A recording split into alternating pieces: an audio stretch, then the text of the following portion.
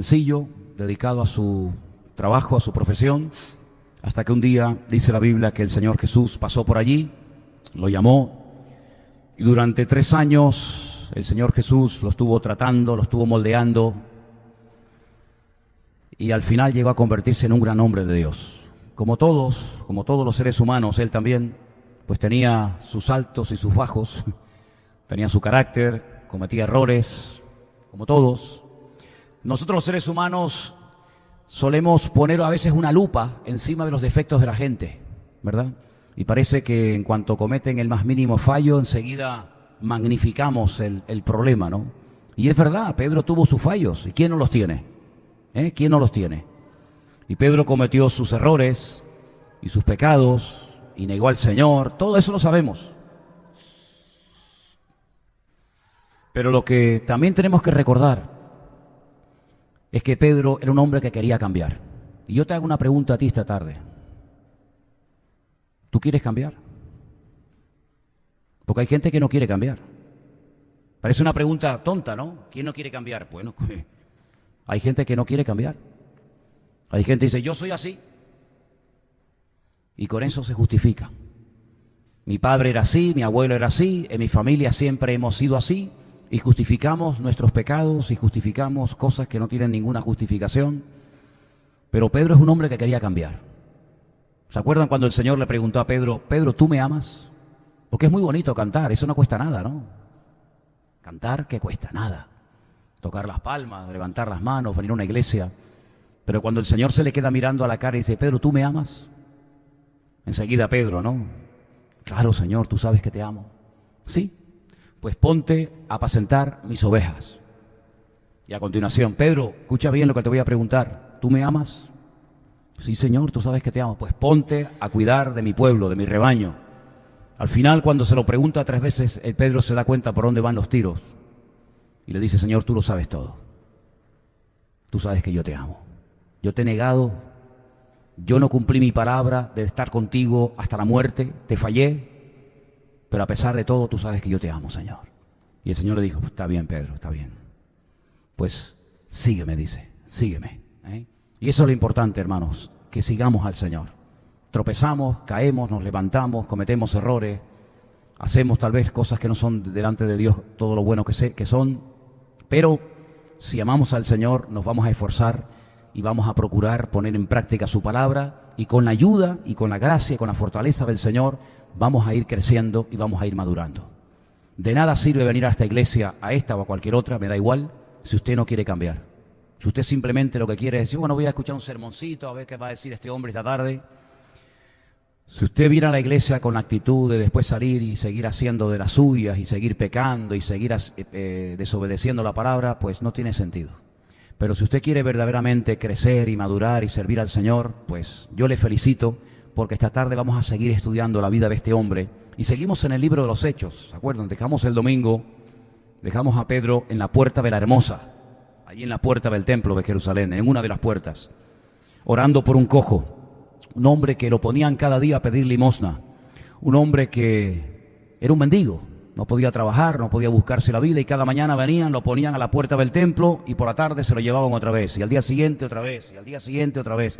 Y es que cuando uno no tiene a Cristo, la vida es rutinaria, la vida es aburrida, la vida es monótona.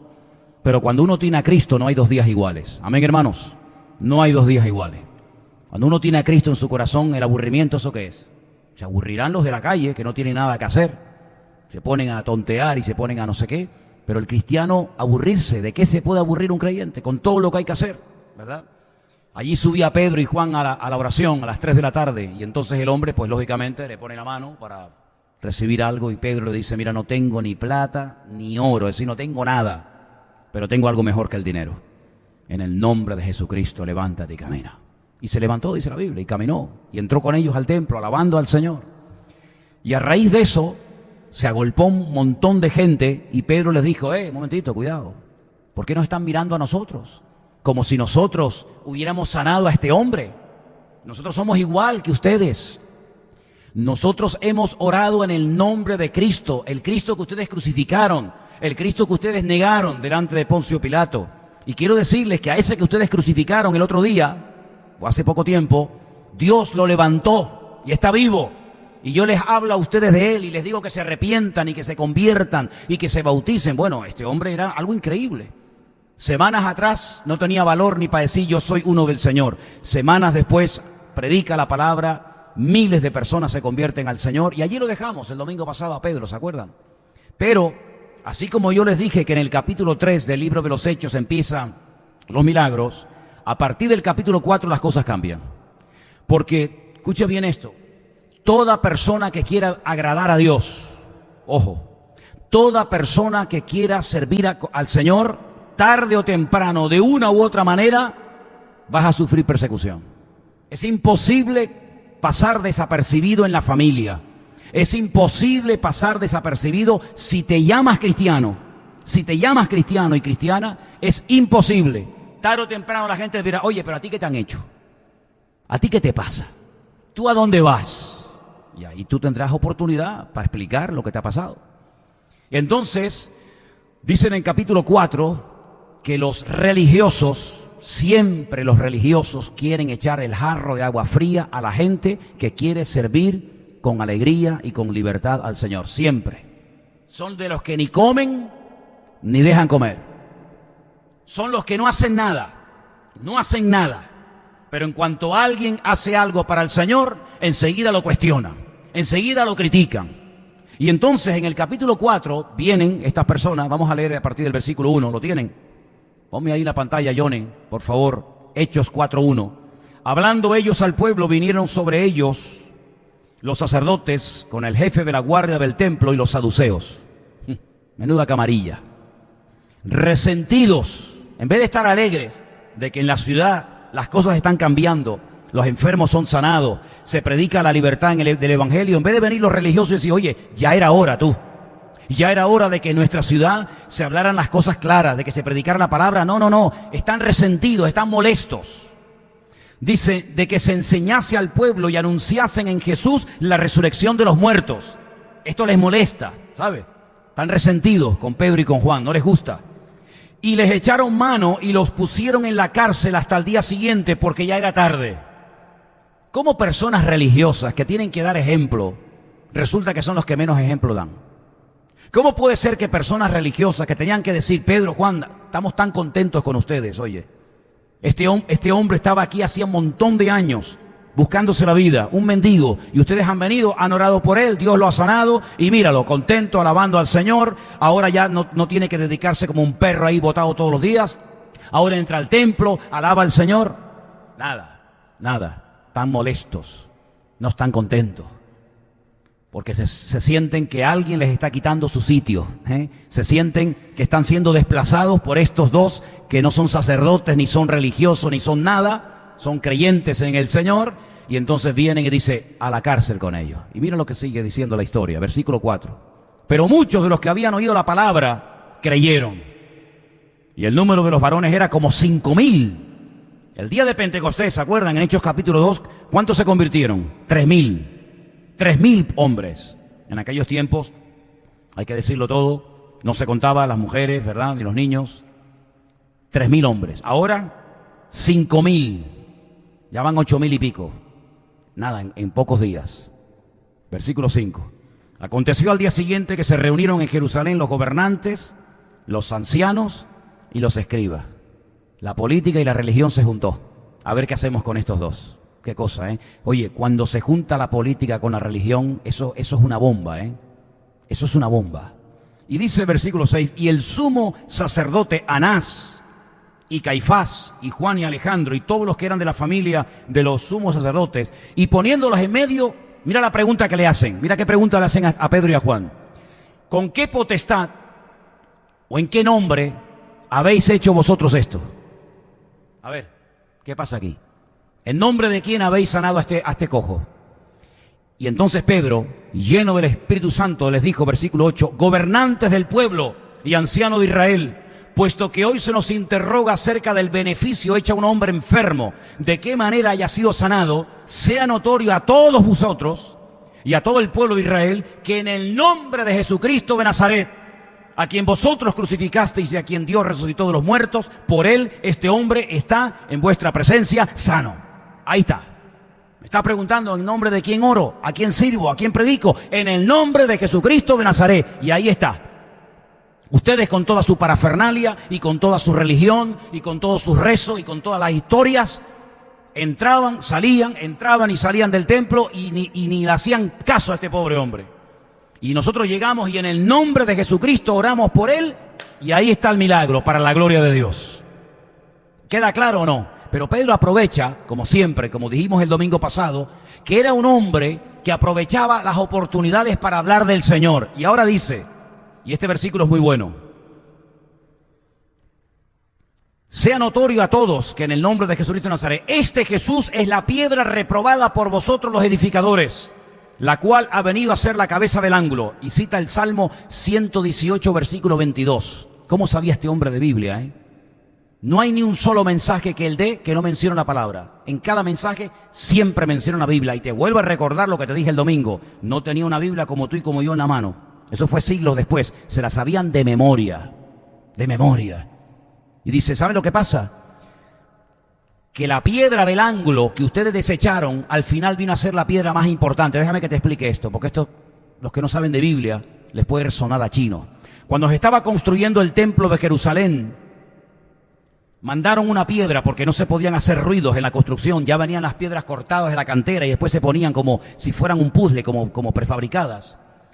Y ellos dijeron que una piedra que habían mandado de la cantera venía defectuosa, que no servía. Y cogieron la piedra y la tiraron al torrente de Cedrón. Los que han estado en Jerusalén conmigo saben lo que estoy hablando, ¿verdad? El templo está aquí, aquí está el Monte de los Olivos y en medio, ¿qué hay? El torrente de Cedrón. Cogieron la piedra y dijeron, esta piedra está mala, no sirve. Cogieron y la tiraron al fondo del barranco. Resulta que se equivocaron. La piedra no venía defectuosa, pasa que ustedes no saben cómo se monta. Porque no es una piedra normal y corriente, es la cabeza del ángulo, es la que cierra. Es la piedra más importante de todo. Y ahora tienen que ir abajo al barranco, reconocer que se han equivocado, subirla y colocarla donde tiene que ir, en la cabeza del ángulo. Y ahora Pedro dice, así como ustedes desecharon la piedra, ahora resulta que ustedes también han desechado y han tirado y han negado al Señor Jesucristo. Pero ese Jesucristo que ustedes negaron y crucificaron, Dios lo ha resucitado de los muertos y ahora es la cabeza del ángulo, lo más importante de la vida de un ser humano. ¿Cuántos dicen amén? Increíble, tremendo. Dice aquí, en ningún otro hay salvación. Esto es fuerte, En ningún otro hay salvación. Y sigo leyendo. Porque no hay otro nombre bajo el cielo dado a los hombres en el que podamos ser salvos. Este versículo usted se lo tiene que aprender de memoria. Es uno de los primeros versículos que uno aprende de memoria cuando empieza a leer la Biblia. Hechos 4:12. En ningún otro hay salvación, porque no hay otro nombre bajo el cielo dado a los hombres en el que podamos ser salvos. Nadie puede salvar y perdonar los pecados del hombre más que solamente Jesucristo. ¿Cuántos dicen amén? Nadie más. Y Buda no sirve para nada. Y Mahoma para nada. Entonces nadie puede perdonar los pecados del ser humano más que Dios, más que Cristo. Se lo estoy diciendo. ¿Qué es lo que no entiende? Está claro, ¿no? Solamente Cristo lo puede hacer. Bueno, y la gente que adora, no lo sé, eso es problema de Dios. Pero la Biblia dice que el único que puede perdonar, el único que puede salvar a los hombres es nuestro Señor Jesucristo. Ya sé que los hombres enseñan otras cosas, pero bueno, lo que enseñan los hombres a ellos. Pero lo que dice la palabra de Dios es esto. Y Pedro lo larga y lo dice bien claro. Y entonces dice, entonces, viendo el denuedo, la forma como esta gente hablaba de Pedro y de Juan, y sabiendo que eran hombres sin letras, que no eran alfabetos, sino eran gente sin carrera, sin estudios, porque analfabetos no eran, sabiendo que eran hombres sin letras y del vulgo, se maravillaban y reconocían que habían estado con Jesús. Era imposible pasar desapercibido, porque toda persona que vivió con Jesús terminó pareciéndose al Señor Jesucristo. ¿Qué te parece? Dime con quién anda y qué dice el refrán y te diré quién eres. Así de claro. Ustedes vivieron con el Señor, aprendieron a hablar como el Señor, oran como el Señor, se comportan como el Señor, y eso es el mejor piropo. Lo mejor que te puede decir la gente a ti es que tú no puedes negar lo que eres, porque hablas, piensas, te comportas y actúas como actuaba el Señor. Qué maravilla, ¿no? Espero que la gente cuando nos vea digan eso. y no digan otras cosas, ¿verdad? Que nuestra vida no sea una piedra de tropiezo para los demás, sino que nuestra vida verdaderamente sea una vida que uno dice, oye, tal vez no estoy de acuerdo con sus creencias, pero no te pueden decir, no está viviendo como el Señor mandó en su palabra. Y entonces fíjate lo que hacen. En vez de decir, oye, perdone, nos hemos equivocado, ustedes son buena gente, están predicando la palabra, en vez de hacer eso, mira lo que hacen. Viendo al hombre que había sido sanado, que estaba en pie con ellos, y no podían decir nada en contra, porque ahí está, era cojo y ahora está en pie. Ahora, ¿qué vas a decir? ¿Qué vas a decir?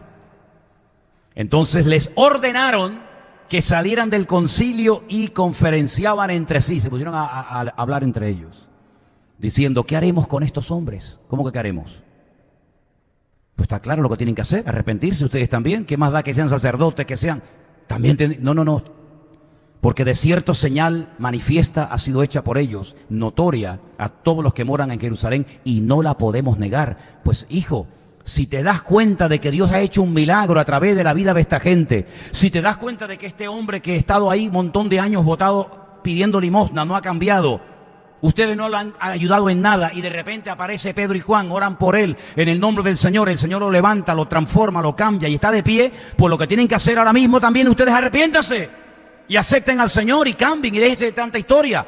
No, es que por eso digo, el que no quiere cambiar, no va a cambiar ni a palos. Y estos no querían cambiar.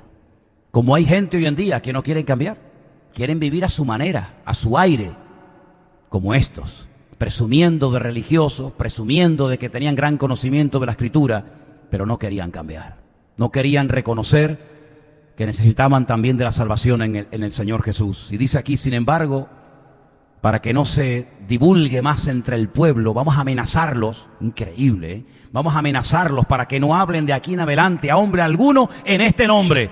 Claro, estos abrigan la esperanza y ellos creen que amenazando a Pedro y a Juan, diciéndoles como sigan hablando del Señor, también los vamos a crucificar a ustedes o los vamos a torturar, ellos piensan que con estas amenazas y con estas palabras el problema está resuelto. Es que estos no saben con quién están hablando. Estos no saben a quién tienen delante. Fíjate qué interesante. Versículo 18, dice que los llamaron, les intimaron que en ninguna manera hablasen ni enseñasen el nombre del Señor Jesús. Pero mira la respuesta. Mas Pedro y Juan respondieron y les dijeron, los dos al mismo tiempo, al unísono, juzgad si es justo delante de Dios obedecer a vosotros antes que a Dios. Es decir, yo para llevarme bien con ustedes tengo que llevarme mal con Dios, que es lo que mucha gente hace. Para llevarse bien con la familia, para llevarse bien con los colegas, para llevarse bien con la gente, pues si no obedezco a Dios, pues no pasa nada, pero así me llevo bien con la gente. Pero estos no son así. A estos no se les puede mangonear tan fácilmente. Y entonces dice en el versículo 20, porque no podemos dejar de decir lo que hemos visto y lo que hemos oído. ¿Cuántos dicen amén? No vamos a callarnos. Me da igual lo que nos digan, me da igual lo que nos hagan. No vamos a callarnos. Ellos entonces les amenazaron, les soltaron, no hallando ningún modo de castigarles por causa del pueblo, porque todos glorificaban a Dios por lo que había hecho, ya que el hombre en quien se había hecho este milagro de sanidad tenía más de 40 años. Es decir, la evidencia estaba delante. Es un hombre mayor de edad, un hombre ya con 40 años, que todo el mundo conoce, todo el mundo sabía a lo que se dedicaba, y ahora, como no quieren convertirse, como no quieren reconocer el milagro, como no quieren cambiar, dicen, a partir de ahora queda prohibido hablar del Señor Jesucristo. A partir de ahora no me oren por nadie, a partir de ahora no me vayan por las calles hablando a la gente de que Cristo murió, de que al tercer día resucitó. A partir de ahora, tranquilito. A partir de ahora, calladitos la boca. ¿Surtió efecto la amenaza de los sacerdotes? En absoluto. En absoluto. Estos no se callaban ni debajo del agua. De hecho, cuando leemos las cartas de Juan, cuando leemos las cartas de Pedro, siguen hablando, aunque ya están en la presencia del Señor, ¿te das cuenta? Y entonces, ¿qué es lo que hacen estos hermanos? Han sido amenazados por las autoridades políticas y por las autoridades religiosas. ¿Qué van a hacer a partir de ahora? Bueno, lo que tenemos que hacer cuando tenemos problemas los cristianos. ¿Qué tenemos que hacer? ¿Amargarnos? ¿Desesperarnos? ¿Quejarnos? No. Ellos hicieron lo que nosotros tenemos que hacer en todo momento y en toda situación. Vamos a ver qué hicieron. Versículo 23, puestos en libertad, ya están libres, vinieron a los suyos y les contaron todo lo que los principales sacerdotes y los ancianos les habían dicho. Mira, nos ha pasado esto, esto y esto y esto. Fuimos al templo a orar, de repente oramos por un señor que estaba enfermo, Dios lo sanó, yo prediqué la palabra, vinieron toda esta gente, nos llevaron presos, dicen que no tenemos que hablar del Señor nunca más, tenemos que callarnos la boca, les contaron todo. Y dice en el versículo 24, ellos habiendo oído, alzaron unánimes la voz a Dios y dijeron: soberano Señor, tú eres el Dios que hiciste el cielo, la tierra, el mar y todo lo que en ellos hay. Que por boca de David tu siervo dijiste, otra vez citan la palabra, ¿te das cuenta? ¿Por qué se amotinan la gente si los pueblos piensan cosas vanas? Se reunieron los reyes de la tierra y los príncipes se juntaron en uno contra el Señor y contra su Cristo. Porque verdaderamente se unieron en esta ciudad contra su santo Hijo Jesús, a quien ungiste, Herodes y Poncio Pilato, con los gentiles y el pueblo de Israel, para hacer cuanto tu mano y tu consejo habían antes determinado que sucediera. Versículo 29, ahora Señor, mira sus amenazas y conceda a tus siervos que con todo denuedo, ¿qué? Hablen tu palabra. Mientras extiendes tu mano para que se hagan sanidades, señales, prodigios mediante el nombre de tu santo Hijo Jesús. Cuando hubieron orado el lugar en el que estaban congregados, ¿qué pasó? Tembló. Y todos fueron llenos del Espíritu Santo y hablaban con denuedo la palabra del Señor. Es tremendo, hermano, esto es increíble, increíble. Ellos no querían tener problemas con nadie. Ellos no subieron para amenazar el puesto de nadie. Ellos no subieron para hacerle sombra y quitarle el puesto a los religiosos en absoluto. Ellos subieron para orar. Pero en medio de aquel encuentro con aquel hombre, el Señor interviene, hace un milagro, transforma la vida. De repente se ven en un lío que ellos no han buscado, el lío los buscó a ellos, ¿verdad? Pero ellos, ¿qué es lo que hacen? Se amedrentan, se achican, agachan la cabeza. No, salen de aquel lugar donde estuvieron detenidos, se reúnen con los hermanos. Hermanos, miren, nos ha pasado esto y esto. Las cosas están difíciles, ¿eh? Hasta ahora nadie se ha medido con nosotros. Hasta ahora todo perfecto. A partir de mañana, en cuanto salgamos a las calles a predicar, a orar por los enfermos, a hablar del Señor, ya nos estarán esperando las autoridades, nos van a amenazar, etcétera, etcétera, etcétera. Así que, hermanos, vamos a hacer algo, vamos a orar. Y dice que se pusieron a orar, unánime, oraron al Señor con fervor, con fe en el nombre de Cristo. Y cuando terminaron de orar, ¡pum!, el lugar donde estaban tembló, fueron llenos del Espíritu Santo y al día siguiente volvieron otra vez a la calle a hablar más del Señor Jesús. ¿Cuántos dicen amén? Es increíble, hermano. Así es como deberíamos de ser todos y cada uno de nosotros. No tenerle miedo al hombre, tenerle respeto a Dios. Tener respeto a las autoridades, pero miedo a nada ni a nadie, porque mayor es el que está en nosotros que el que viene contra nosotros. Y el Señor nos ha mandado en su palabra, y es un mandamiento, id por todo el mundo y predicad el evangelio a toda criatura. Algunos se reirán, me da igual, te voy a hablar igual. Otros probablemente se enfaden, otros te escupan, otros te amenacen, otros se convertirán. Da igual la reacción de la gente. A nosotros no nos importa cómo reaccione la gente. A nosotros lo que nos debe de importar es si estamos cumpliendo con el mandato y con la orden que el Señor nos dio. Ir por todo el mundo y predicar el evangelio a toda criatura. Ni más ni menos. La pregunta es, ¿lo estamos haciendo? ¿Lo estás haciendo? ¿Estás dedicando algo de tu tiempo libre a hablarle a la gente de Cristo? Porque lo que no puede ser es que pase un día, una semana, un mes, 2 meses, 6 meses, 1 año y no le hables a nadie de Cristo. Eso no es normal. Eso es que estás enfermo. Estás enfermo, hijo. Estás dedicando demasiado tiempo a otras cosas que no digo que sean importantes, pero te estás olvidando de una comisión, de un mandato, de una orden que el Señor nos ha dado. ¿Cómo creerá la gente si no hay quien les predique? Por lo tanto, hermano, no es que bueno, es que voy a hacerlo, no sé, yo no sirvo. No, es una orden que el Señor nos ha dado. Ir por todo el mundo y predicar el evangelio a toda criatura. Punto. ¿Cuántos dicen amén? Ellos lo hicieron, pero claro, no lo hicieron en sus fuerzas, sino ellos oraron. Y siempre tenemos que recurrir a la fuerza del Señor, porque nuestra fuerza y nuestros recursos no vienen de nosotros mismos. Nuestros recursos y nuestra fuerza y nuestro respaldo viene de el Señor, el que hizo los cielos y el que hizo la tierra. Tienes que acostumbrarte a testificar, tienes que acostumbrarte a compartir tu fe, tienes que acostumbrarte a llevar siempre encima folletos, Nuevos Testamentos, alguna Biblia en el coche, algunos folletitos en el bolsillo, alguna tarjetita. Tienes que acostumbrarte a eso, no como algo bueno, no, tienes que acostumbrarte a eso. Tienes que romper esos hábitos de decir, bueno, yo no le hablo a nadie. No, tienes que romper esa costumbre religiosa de yo voy al culto, yo como, yo me alimento, yo gloria a Dios, aleluya, y cada uno a su casa. No, eso no es de Dios. Eso es una vida religiosa, eso no es de Dios. Usted tiene que dedicarle tiempo al Señor, orar, Señor, ponga en mi camino gente para poder hablarle de ti. Pon en mi camino a alguien que le pueda dar testimonio de ti. Dame la oportunidad de regalarle una Biblia, un Nuevo Testamento a alguien, a alguna persona. ¿Cómo empezábamos el culto hoy? Comentando de un pastor que por dedicarse a esto, ayer lo atropellaron y lo mataron en Irak, pero murió sirviendo al Señor. Amén. Sirvió esforzándose por el reino. Murió dedicando su vida para el Señor. Y eso es lo que tenemos que hacer, dedicarnos y como algo normal en nuestra vida, hablar de Cristo, hablar del Señor a la gente. Porque la gente está necesitando como nunca antes que alguien se le acerque y le diga que hay un Dios grande, que tiene todo el poder y tiene toda la autoridad. ¿Cuántos dicen amén? ¿Cuándo fue la última vez que lo hiciste?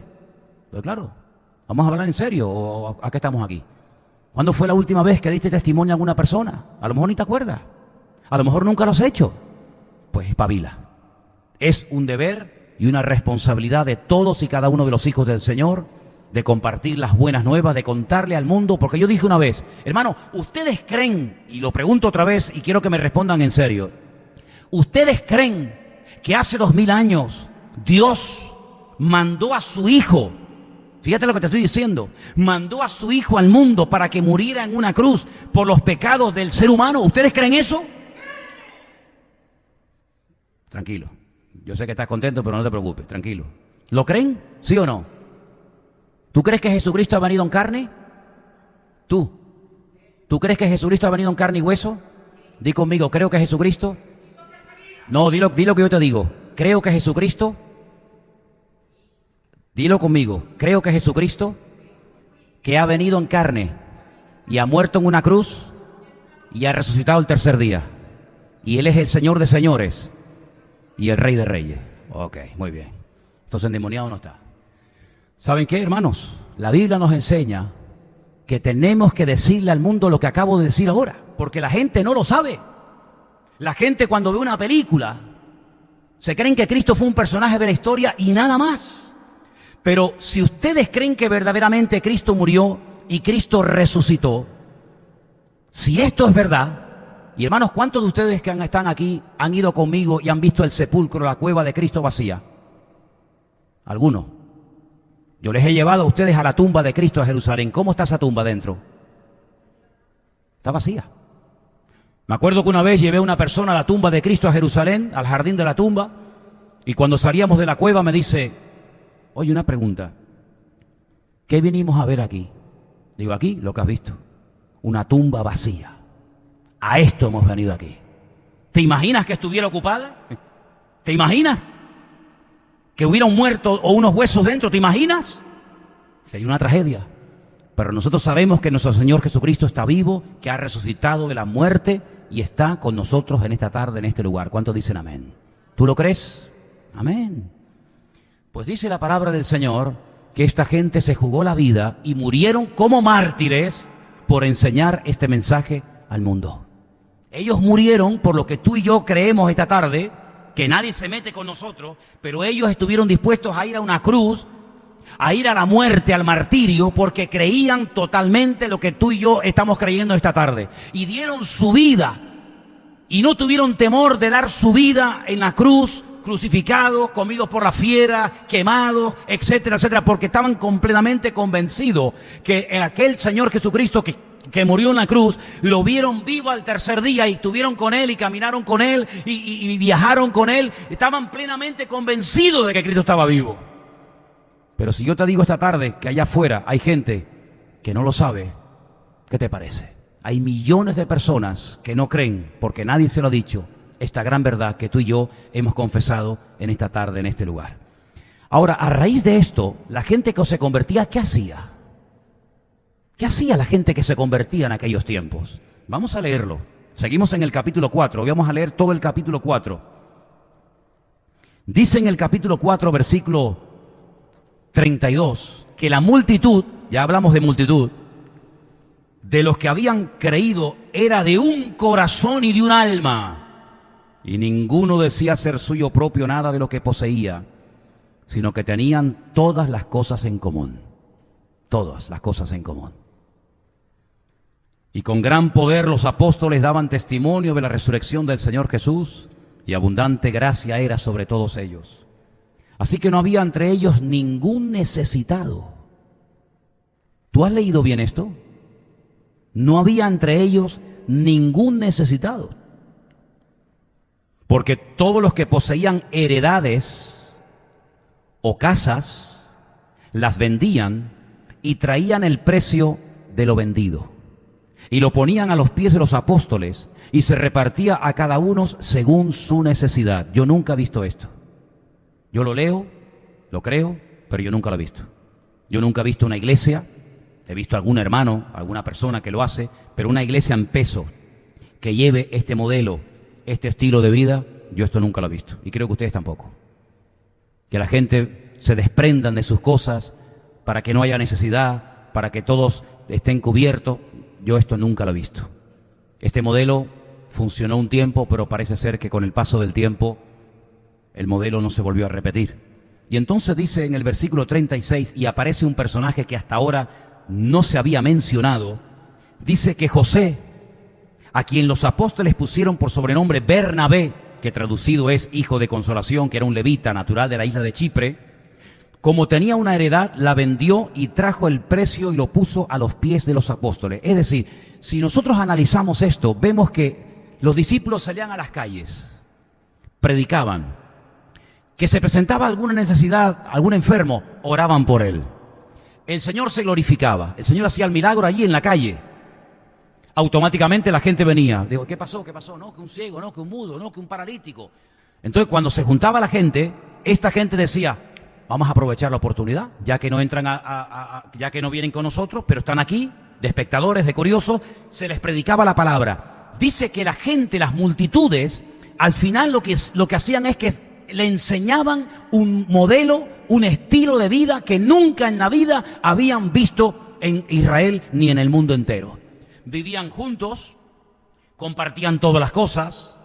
Dice la Biblia que había un tal José, que después lo llamaron Bernabé, que significa hijo de consolación, que tenía una finca, una heredad, que la vendió y la trajo a los pies de los apóstoles. Cuidado, porque este Bernabé va a ser un personaje del cual hablaremos en las próximas semanas. Porque este es el personaje que después se dedicaría a viajar con el apóstol Pablo, ¿sí? Con el apóstol Pablo por diferentes lugares llevando la palabra. Este fue el hombre que se entera de que había una conversión impresionante de un rabino, de un religioso muy, muy famoso, muy conocido, que se ha convertido, pero bueno, como que nadie le hace caso, le tienen incluso algunos miedo, y dice que fue a buscarlo, y entonces se lo lleva y lo presenta a los hermanos. Y este Bernabé va a ser un personaje muy, muy interesante, Dios mediante, en las próximas semanas. Pero a lo que voy, ellos predicaban la palabra, oraban por los enfermos, fíjate todo lo que hacían, oraban por los enfermos, Dios se glorificaba, predicaban la palabra, y luego lo que hacían es que le enseñaban a la gente a vivir de una forma diferente. Y yo una de las cosas que he dicho en predicaciones cuando he salido por ahí es lo siguiente. Yo veo que la mayoría de la gente que se convierte, incluido ustedes, con el tiempo saben más o menos cómo comportarse de puertas para adentro.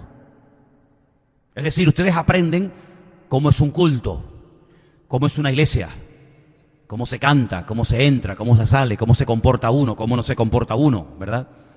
Pero la Biblia no solamente nos enseña a vivir de puertas para adentro, sino que la Biblia enfatiza mucho cómo tiene que ser nuestra vida de puertas para afuera. Porque aquí durante la semana, ¿cuántas reuniones tenemos como iglesia? 2.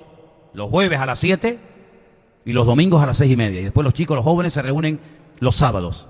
Es decir, que el tiempo que tú y yo pasamos, si viniéramos a todos los cultos, el tiempo que pasamos de puertas para adentro es muy corto, muy pequeño, en proporción al tiempo que pasamos fuera del local que hemos dedicado para predicar y para aprender la palabra de Dios. Es decir, que no es tan complicado aprender a comportarse, a hablar y a vivir de puertas para adentro. Eso es muy fácil, simplemente imitando y punto. Pero la Biblia nos enseña de que fuera, en nuestros hogares, en el instituto, en la universidad, en el puesto de trabajo, etcétera, es donde tenemos que aprender a vivir como Cristo quiere que vivamos. Porque allí es donde hay que comenzar a practicar lo que la Biblia llama el perdón. Allí es donde hay que comenzar a practicarlo. Allí es donde hay que comenzar a llevarse bien con la gente. Allí es donde hay que comenzar a dar testimonio. Allí es donde hay que comenzar a dar un ejemplo al mundo de que Cristo, según algunos dicen, le ha cambiado por dentro. Pero yo veo que en el Evangelio no solamente se enfatiza el cambio interior, sino también el cambio por fuera. El cambio por fuera. No hay un refrán que tiene el mundo que dice: una imagen vale más que 1000 palabras. ¿Sí o no? ¿Lo conocen? Vale. ¿Cómo vives tú fuera de la iglesia? ¿Te emborrachas? ¿Mientes? ¿Te vas con mujeres por ahí? ¿Frecuentas discotecas? ¿Llevas una vida de libertinaje llamándote cristiano? Pues ¿sabes lo que dice la Biblia? Te lo voy a decir. La Biblia no dice, subrayo, la Biblia no dice que nos tenemos que apartar de adúlteros, de fornicarios. No, la Biblia no dice eso. La Biblia sí dice que tenemos que apartarnos y no tener ninguna comunión con ninguno que llamándose hermano fuere lo que acabo de mencionar. Es decir, como creyentes, nuestra vida por dentro y por fuera tiene que cambiar, ¿sí o no? Porque si nuestra vida solamente es dentro de la congregación y cuando salimos de la congregación nos olvidamos de que el mundo nos observa, de que nuestras conversaciones, de que la forma como nos comportamos sigue siendo igual, en vez de evangelizar, lo que estamos es causando un tropiezo y un mal testimonio a la gente que está afuera. Por eso debemos de orar: Señor, ayúdame a dar buen testimonio fuera de la congregación, porque es donde la gente nos ve. Aquí la gente no nos ve. Aquí la gente no sabe lo que estamos haciendo. Cerramos la puerta, empezamos a cantar y la gente pasa por la calle, ustedes no los ven, yo veo que pasan, algunos se paran, otros entran un poquito, luego se van. Pero es fuera donde la gente te ve, el de la tienda, el padre, el vecino, el amigo, el compañero de trabajo. Es ahí donde a ti te corresponde, como dice la palabra, ser luz, marcar una diferencia. Y esta gente que estamos viendo en la Biblia, no solamente Pedro, Juan y los apóstoles, sino todos los que se convertían a Cristo, marcaban una diferencia, eran personas diferentes, hablaban diferente. ¿No habéis escuchado esta tarde cuando leíamos que los sacerdotes les dijeron: es que ustedes, aunque son del vulgo, aunque son personas sin letras, ¿verdad? Ustedes se nota que han estado viviendo con Jesús. ¿Qué te parece? Por lo tanto, nuestra oración debería ser: Señor, enséñame cuando estoy fuera de los cultos, fuera de la iglesia, a dar un testimonio de tal manera que la gente pueda decir: tal vez yo no creo lo que él cree, tal vez yo no voy a esa iglesia donde esta persona va, pero estoy plenamente convencido de que esta persona es una persona que ama a Dios y que se esfuerza por agradar y por servir al Señor. ¿Cuántos dicen amén? Así que vamos a dejarlo hoy aquí, pero quiero que en las próximas semanas sigamos analizando qué hacía Pedro, porque va a llegar un momento en el libro de los Hechos en el que ya no se va a hablar más de Pedro. Hay muchos capítulos que hablan de él. Venimos hablando de Pedro desde los evangelios, hemos hablado de Pedro en el capítulo 1, en el capítulo 2, en el capítulo 3, estamos en el capítulo 4. Vais a ver cómo en las próximas semanas, Dios mediante, se sigue hablando de este hombre. Pero llega un momento en el que ya no se habla más. Y comienza a hablarse de otro personaje que también fue una persona muy utilizada por el Señor, del cual Dios mediante hablaremos. Pero quiero que en esta tarde le pidamos al Señor que así como Pedro se esforzaba por servir y por agradar al Señor, que todos y cada uno de los que estamos aquí nos esforcemos y aprovechemos las oportunidades para hablar de Cristo, pero no solamente con palabras, sino con nuestro ejemplo. ¿Estamos de acuerdo? Vamos a orar. Cierra tus ojos ahí donde estás. Vamos a pedir que el Señor en esta tarde nos ayude a poner en práctica la palabra de Dios. Pedro dijo algo muy interesante: nosotros no vamos a dejar de hablar de Cristo. Aunque ustedes nos amenacen, aunque ustedes nos digan que nos callemos, nosotros lo que hemos visto, nosotros lo que hemos aprendido, lo vamos a seguir diciendo. Porque Cristo, el Señor, ha cambiado nuestra vida. Y no importa que los amenazaran, ellos oraban. No importa que los asustaran, ellos oraban y pedían: Señor, danos de nuevo en la palabra. Y sigue extendiendo tu mano, haciendo milagros, prodigios, señales y maravillas Y dice la palabra de Dios que el Señor confirmaba la palabra con lo que hacía. Y queremos en esta tarde, Dios mío, pedirte de todo corazón que tú nos des de nuevo en la palabra, que podamos esforzarnos para que juntos podamos dar testimonio a este mundo perdido de que Cristo vive, de que Él ha cambiado nuestra vida y que tú quieres cambiar los corazones de todas aquellas personas que se acercan a ti, Señor. Te doy muchas gracias por el privilegio que nos das de estudiar tu palabra. Señor, sigue tocando y abriendo nuestros ojos para que descubramos las maravillas que se encuentran en tu palabra y que nos enseñan cómo vivir vidas victoriosas, vidas bendecidas y vidas usadas, Señor. Gracias, Señor, porque tu palabra siempre habla, tu palabra siempre nos muestra el camino, las formas que tenemos que comportarnos y vivir. Te ruego en el nombre bendito y poderoso de Jesús que tú ayudes a tu pueblo a seguir adelante en tus caminos. Y te lo pedimos en el nombre de Cristo Jesús. Amén. Y amén. Vamos a ponernos de